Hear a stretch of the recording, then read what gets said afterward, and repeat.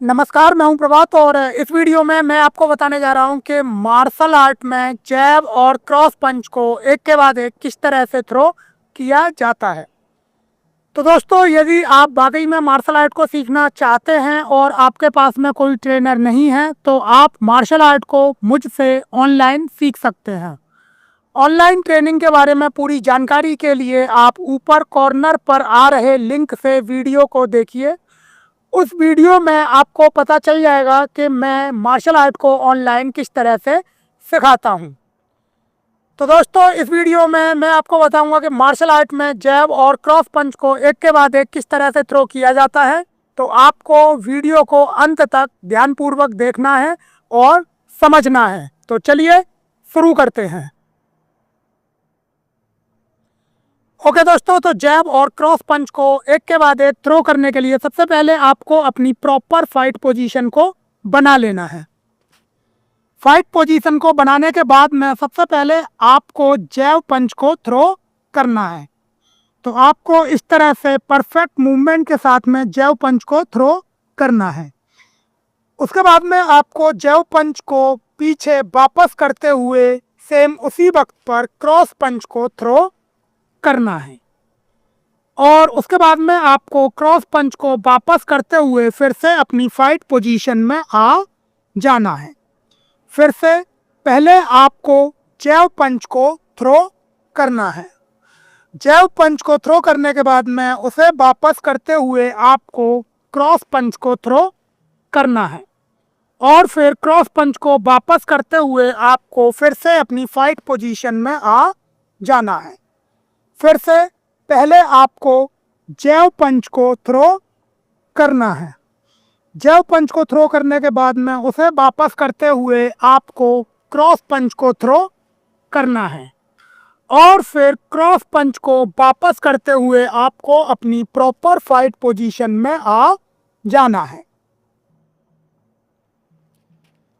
Same में आपको इन punches को फिर से फाइट पोजीशन को बदल कर थ्रो करके दिखाता हूं। तो आपको अपनी प्रॉपर फाइट पोजीशन को बना लेना है।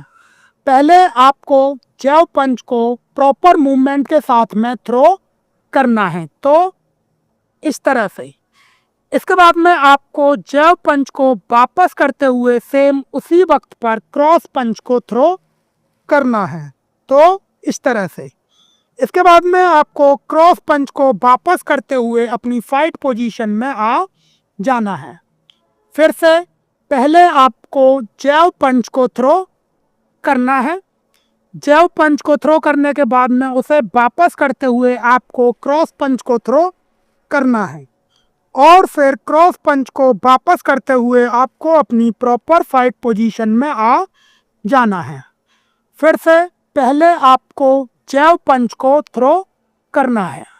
जैब पंच को थ्रो करने के बाद में उसे वापस करते हुए आपको क्रॉस पंच को थ्रो करना है। और फिर क्रॉस पंच को वापस करते हुए आपको अपनी प्रॉपर फाइट पोजीशन में आ जाना है।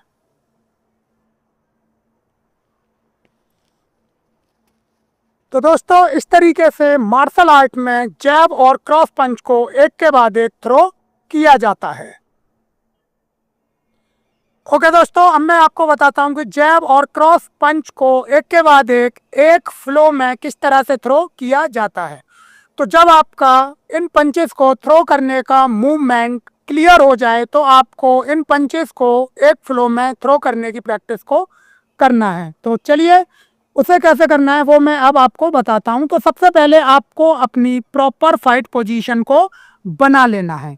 फाइट पोजीशन को बनाने के बाद में आपको एग्जैक्ट मूवमेंट के साथ में जैब और क्रॉस पंचेस को एक फ्लो में थ्रो करना है, यानी कि लगातार थ्रो करना है। तो इस तरह से, फिर से इस तरह से, फिर से इस तरह से।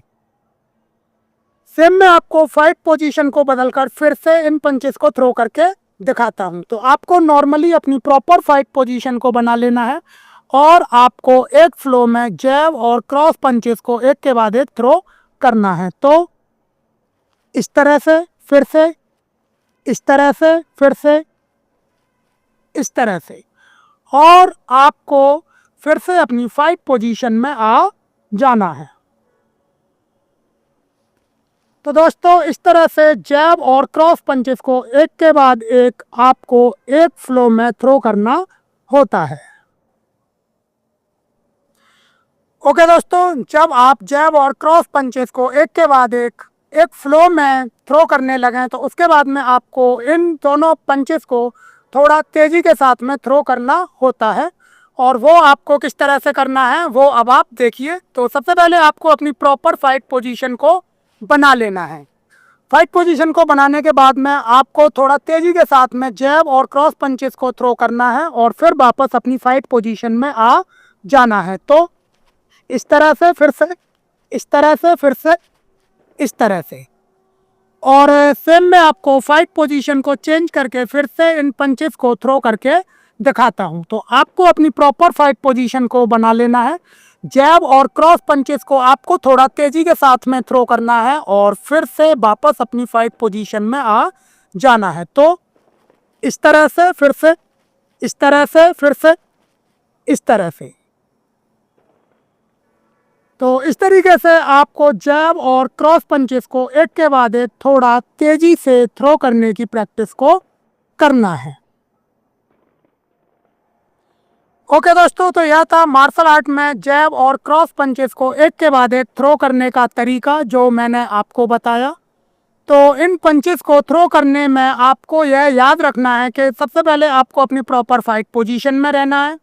उसके बाद में आपको सबसे पहले जैब पंच को थ्रो करना है और जैब पंच को वापस करते हुए आपको क्रॉस पंच को थ्रो करना होता है और फिर क्रॉस पंच को वापस करके आपको अपनी फाइट पोजीशन में आ जाना है। तो आपको इन पंचेस को इसी तरीके से थ्रो करना होता है। तो दोस्तों मुझे उम्मीद है कि आपको अच्छे तरीके से समझ में आ गया होगा कि जैब क्रॉस पंचेस को एक के बाद एक किस तरह से थ्रो किया जाता है। तो दोस्तों अपनी मार्शल आर्ट की प्रैक्टिस को करते रहिए मेरे साथ में। मिलता हूँ मैं आपसे अगले वीडियो में।